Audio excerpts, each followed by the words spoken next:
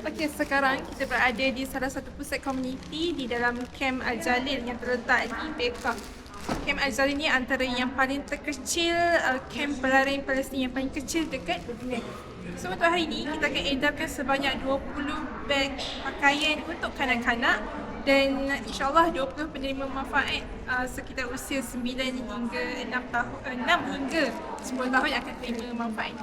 Jom kita tengok apa yang ada kat dalam beg. Ni adalah kasut. Kita nampak kasut. InsyaAllah kasut ni tak diboykot. Selama yang bukan diboykot. Kita ada baju.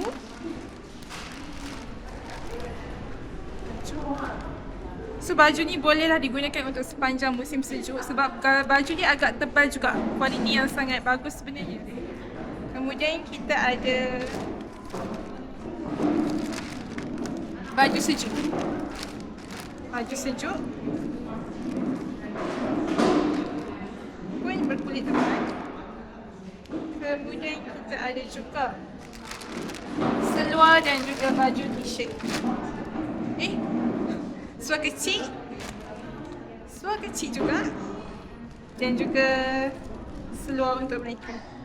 So basically ada banyak juga sebenarnya. 1, 2, 3, 4, 5 helai pakaian dan juga 1 kasut. Inilah hasil sumbangan daripada orang-orang yang mengikuti ataupun donate kepada Cinta Gaza Malaysia. Kita akan pastikan semua kanak-kanak dapat pakaian yang sesuai pada musim sejuk.